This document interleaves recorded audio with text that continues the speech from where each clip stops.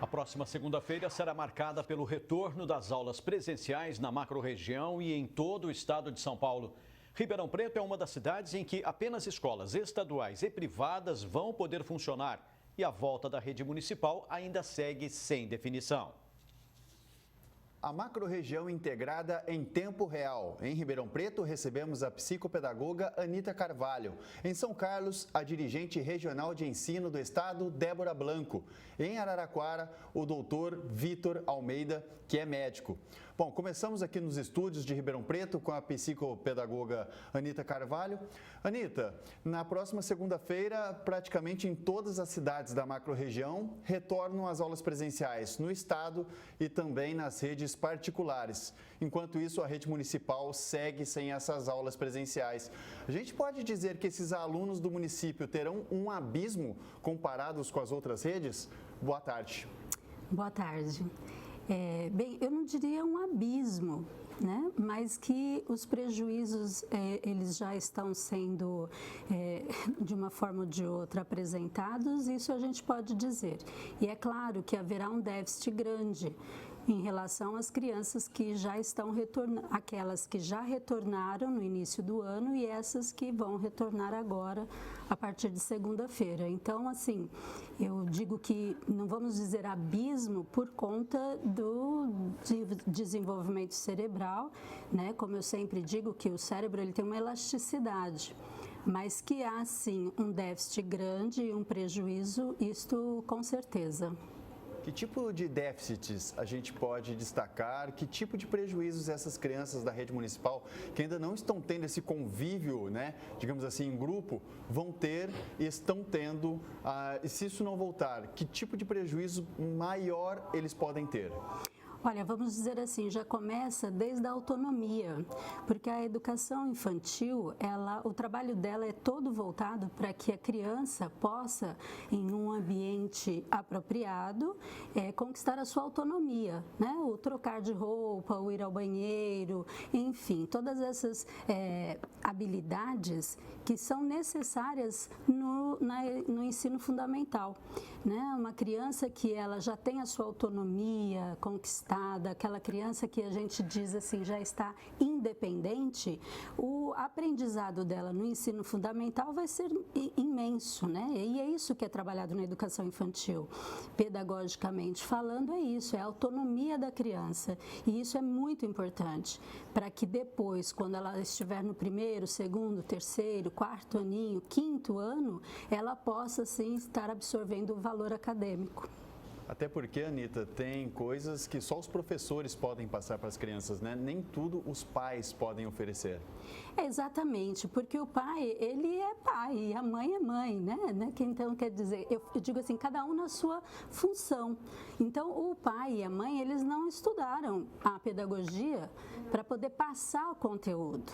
E os professores, é essa a nossa função, nós nos preparamos para isso. Então, é importantíssimo que a criança ela esteja no seu ambiente escolar para que ela possa aprender e se desenvolver. Com certeza. Bom, vamos a São Carlos agora com a Débora Blanco, que é dirigente regional da Rede Estadual de Ensino. Débora, como é que o Estado se preparou? Já teve a volta, né, presencial, claro que com aquele número reduzido de alunos. E agora, para agosto, como é que o Estado se preparou para essa volta às aulas? Como é que vai ser esse método? Boa tarde. Boa tarde. Bom, a partir de segunda-feira, né, 100% das escolas estaduais da Diretoria de Ensino de São Carlos e também de outras regiões, de outras diretorias de ensino no estado de São Paulo, retornarão às suas aulas presenciais. Só que agora é para todos os alunos. Nós vamos ter ali um protocolo de segurança sanitária muito bem estruturado, já testado, porque a gente já tem essa experiência de retorno. Vamos voltar agora para oferecer aulas presenciais para todos os alunos. Então, o que é bom destacar é que esses protocolos, né, eles já foram incorporados pelos alunos e vão se fortalecer ainda mais. O que são quais, né?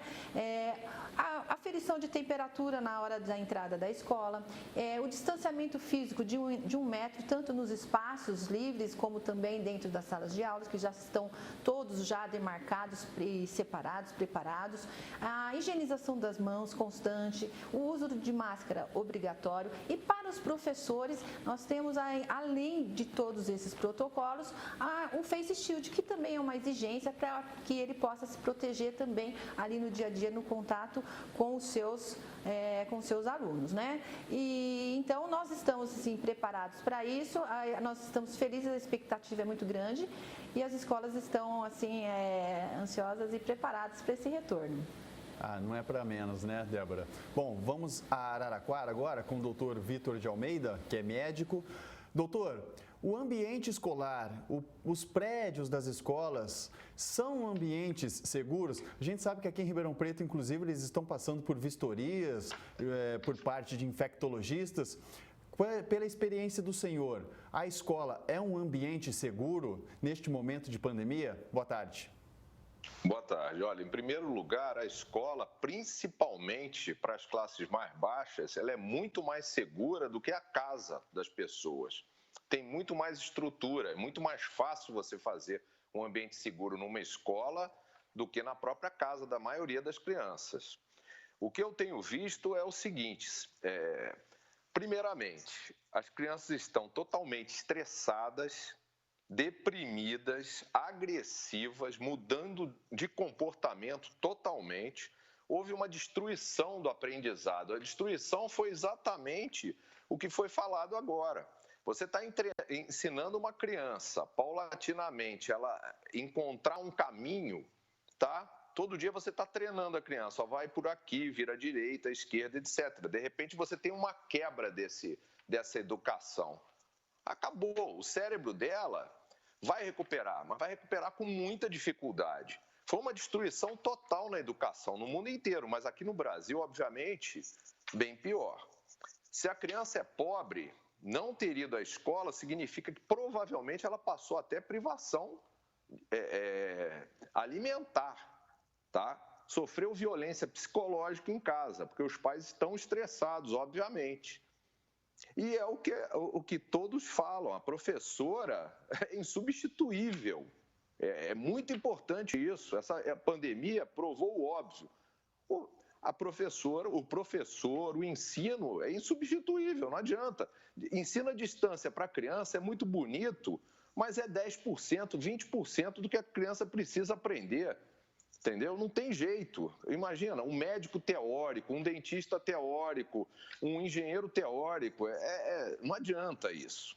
Houve agora uma experiência muito interessante, foi publicado até no maior jornal que a gente tem de pediatria, o Pediatrics, que é da Associação Americana de Pediatria, um trabalho na periferia do Rio de Janeiro, em favelas, dizendo justamente que as crianças, elas pegam, a maior parte das crianças que pegam Covid é em casa, com adultos.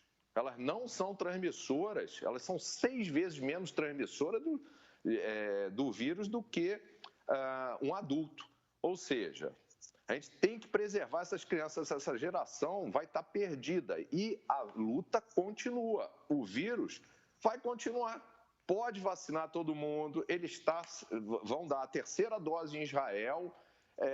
A pandemia vai mudar de aspecto, mas a gente tem que trabalhar, tem que trabalhar, as crianças têm que aprender, entendeu? Não podem passar fome, não pode ficar nessa loucura que está acontecendo, lockdown e tudo. Tudo bem, eu sou contra a festa, funk, etc, mas, poxa, a coisa mais importante na vida da criança, que é ter uma paz, que é ter um estudo e tudo, está sendo destruído, entendeu? Esse ponto é muito importante. Eu aproveito o gancho para levá-lo para a psicopedagoga Anita Carvalho. Anita, a gente está vendo o limite do esgotamento psicológico, emocional dessas crianças. Como é que elas estão nesse confinamento que parece não acabar?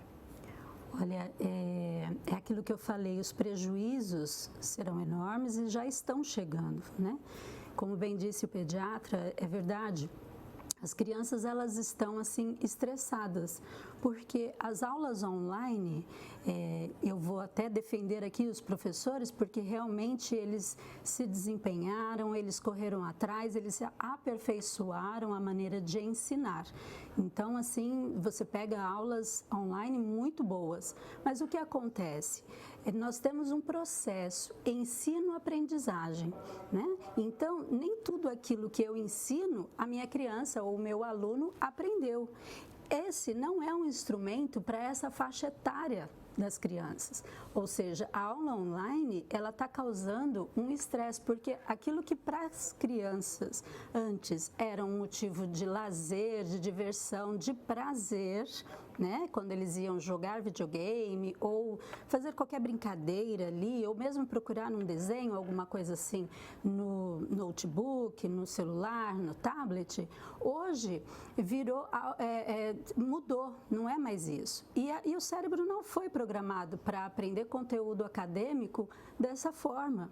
Nessa fase, né? Nós adultos, nós procuramos um curso, assistimos a uma palestra, prestamos atenção, porque aquilo, a gente já tem o conceito de que aquilo vai enriquecer a minha profissão e eu preciso daquilo. Mas a criança não. Então, ela consegue se concentrar ali muito pouco. E isso eu estou dizendo de crianças que não apresentam nem transtornos, nem dificuldades ou distúrbio no aprendizado. Agora, para as crianças que tem esses também transtornos ou algum distúrbio no aprendizado, isso ainda fica muito pior. Então, veja, é muito complicado mesmo essa fase que nós estamos vivendo de achar que as aulas online vão substituir a aula presencial. Isso é um grande erro. Pois é, essa nova fase online foi um desafio para muitos adultos, imaginem para as crianças, né? Bom, vamos a São Carlos falar com a Débora Branco, que é dirigente de ensino do Estado. Débora, a gente sabe que o Estado, mesmo retornando antes nessas aulas presenciais, muito conteúdo ficou para trás. Como é que está o cronograma para correr atrás justamente desse conteúdo, para que o ano não seja todo perdido? Isso, como já foi dito, né, os estudantes já foram, as crianças e adolescentes já foram penalizados demais por conta dessa pandemia e esse distanciamento do convívio escolar, da escola, das atividades presenciais. Apesar da rede estadual ter o centro de mídias, que é uma estrutura muito grande, muito forte para apoiar os professores e as famílias nesse momento de pandemia, nós sabemos que aquilo é uma atividade que veio para ficar, mas ela é complementar e ela não substitui, em hipótese alguma, aquele contato, né, na escola, o olho no olho, né, aquela interação professor e aluno. E mesmo com os avanços que nós tivemos na tecnologia e com as plataformas da Secretaria da Educação, Centro de Mídias, nós sabemos que nós temos um caminho muito longo para percorrer, porque muito foi perdido. Nós temos aí uma recuperação de muito tempo para a gente desenvolver com essa geração. Né? São anos de atraso que nós vamos tentar recuperar, além do todo o trabalho cognitivo, nós temos a parte emocional, né? Socioemocional. Então nós temos hoje até um programa, né, do Conviva, que ele é todo pensado, estruturado para apoiar emocionalmente, socialmente, no socioemocional, tanto das famílias, como dos estudantes, como dos professores, dos profissionais da educação. E então esse prejuízo é muito grande e, sem dúvida, as perdas na aprendizagem são enormes e nós não podemos perder essa oportunidade de voltar para as atividades presenciais com muita segurança. Os pais podem ficar tranquilos, as escolas estão abertas em todo o estado de São Paulo para que os pais conheçam os protocolos, verifiquem, né, conversem com a equipe gestora e se sintam mais tranquilos para esse retorno. O jovem é muito responsável nas questões de protocolo, até mais do que um adulto. É bonito assim de ver, a gente já tem essa experiência de retorno presencial e eles cuidam mesmo de cuidar até de cobrar do colega. Então, essa recuperação, esse retorno para esse momento é essencial. Com certeza, há muito trabalho pela frente. Bom, voltamos a Araraquara com o doutor Vitor Almeida, que é médico. Doutor, muitos estudos durante essa pandemia, mais de 1 ano e meio, apontaram que crianças e adolescentes são menos afetados pelo novo coronavírus. Claro, tivemos até mortes, poucas, mas tivemos, é sempre há de se lamentar. Só que o que a gente tem hoje de certeza? As crianças realmente são menos afetadas pelo vírus? Elas são bem menos afetadas pelo vírus do que, por exemplo, a gripe, tá? Elas, vamos dizer assim, a infecção no organismo da criança, graças a Deus, a criança lida muito bem com o vírus, ela não explode com o vírus. Então, casos graves são raríssimos. Tanto que a experiência da Suécia não houve mudança na mortalidade nenhuma antes e durante a pandemia, tá? Apenas aquelas crianças, obviamente, que já tinham algum problema de base muito sério, uma leucemia, etc. Agora, o problema mental das crianças é que está sendo um grande desafio. Imagina se você tivesse, nós estamos há 1 ano e meio mais ou menos de pandemia aí. Se você, durante esse ano e meio, só convivesse você numa casa que só tivesse crianças, não tivesse outro adulto para conversar, durante 1 ano e meio, só convivendo com crianças. Agora, imagina o contrário. A criança que está convivendo na casa dela só com adultos, sem coleguinhas, sem interação nenhuma, isolada. Quer dizer, é uma coisa de louco. Realmente é tudo para você destruir um cérebro de uma criança. Então, os adolescentes deprimidos, as crianças pobres passando dificuldade alimentar, as crianças com uma classe média e classe alta, que é o que eu mais vejo aqui, todas saindo do padrão alimentar para a obesidade, tá? Levando a outros riscos muito piores. Eu tive criança aqui que aumentou 40% o peso dela em 6 meses. A criança fica estressada, começa a comer, aumenta o risco dela, inclusive, de Covid, etc., de ter uma Covid com um prognóstico ruim, etc., até por isso. A gente tem que voltar à normalidade, é o que eu falo, que nem em Londres, na guerra.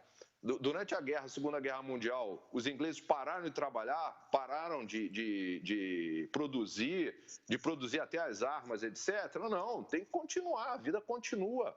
Não pode ter essa loucura que foi passada para todo mundo. Exatamente, a vida tem que continuar, o senhor disse tudo.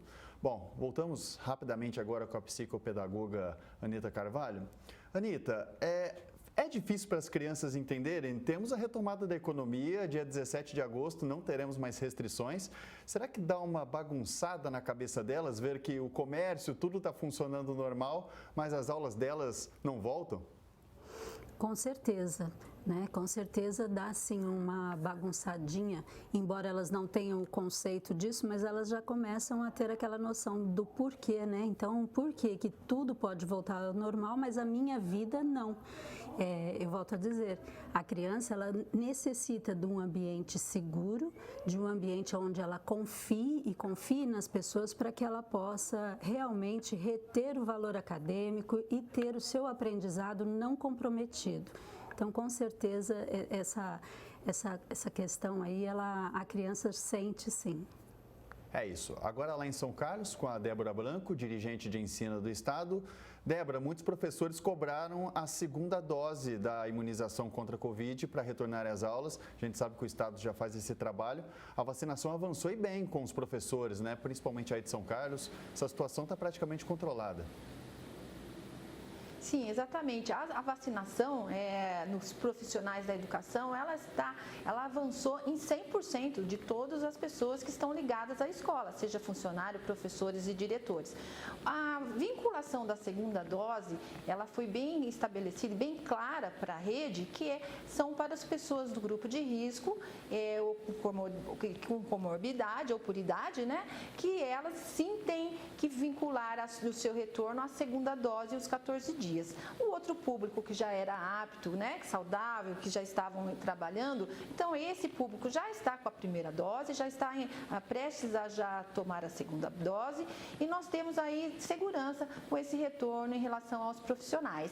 E também nós temos aí um suporte muito grande que nós vamos ter agora com o Bolsa do Povo Educação, que nós vamos ter os pais de alunos também dentro das escolas, ajudando a garantir aquele protocolo estabelecido que todos nós conhecemos, estamos praticando. Então, agora nós também vamos ter os pais dentro das nossas escolas nos ajudando a esse protocolo. E a vacinação, sim, avançou muito e em breve todos os estudantes também estarão vacinados. Isso é importante, retomada, mas com total segurança. Agora vamos a Araraquara, uma última pergunta ao doutor Vitor de Almeida. Doutor, estamos com bons números referentes à pandemia, taxa de transmissão baixa, internações caindo, mas os cuidados ainda são necessários, né? Principalmente na escola. Sim, são necessários. As crianças, elas pegam isso muito bem, por incrível que pareça, tá? Eles se adaptam muito facilmente. Agora, uma coisa que eu gostaria de falar para os professores, vocês são fundamentais, entendeu? Essa pandemia provou isso. As crianças precisam de vocês. É como médico. Tem pandemia, eu tenho que trabalhar, eu sou risco de pegar a doença e morrer? Sou, como vocês, etc. Mas a gente tem que cumprir o nosso dever, entendeu? É como o policial, precisa defender a população, é o soldado que precisa defender o país. Vamos à luta, vocês são fundamentais, entendeu? Então, uma opinião aqui, por favor, trabalhem com vontade e vamos cuidar dessas crianças, que isso aí é o que vai passar para frente. É ou não é? Todo mundo tem filho, neto, parente, etc. A gente tem que botar o país para frente, eles são a esperança. Vamos lá, vamos trabalhar. Com essa união, com esse trabalho bem feito, tem tudo realmente para essa retomada ser um sucesso. Bom, integraram a macro-região na edição deste sábado do Jornal da Clube. Aqui em Ribeirão Preto, a psicopedagoga Anita Carvalho. Em São Carlos, a dirigente de ensino do estado, Débora Blanco. E em Araraquara, o médico Victor Almeida. Muito obrigado a todos.